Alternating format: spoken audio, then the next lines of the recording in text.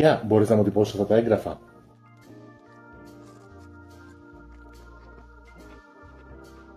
Ναι, καλησπέρα. Κάτι έγγραφα θέλω για εκτύπωση. Καλησπέρα, λέω. Κάτι έγγραφα έχω. Ναι, βεβαίως. Πόσα αντίγραφα? Μια φορά το καθένα. Οκ, έρχονται αμέσως.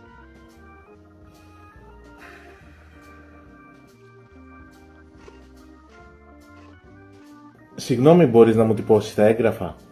Ποια έγγραφα? Αυτά που... Δεν πειράζει. Αυτά τα έγγραφα. Έγινε.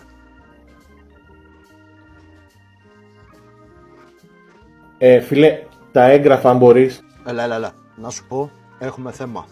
Τι? Βασικά να μην στα πολύ λέω, δεν έχω κίτρινο μελάνι. Ξέρεις τι, οκ, δεν πειράζει, θα σου πάρω. Μπορείς τώρα σε παρακαλώ να μου τυπώσεις τα έγγραφα που είναι μόνο κείμενο? Όχι. Τι όχι ρε φίλε, είναι κείμενο, μαύρο μόνο. Τι το θες το κίτρινο μελάνι? Για να κάνω εκτύπωση. Το μαύρο. Το κίτρινο.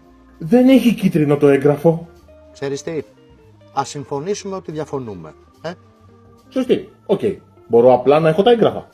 Ποια έγγραφα? Αυτά που...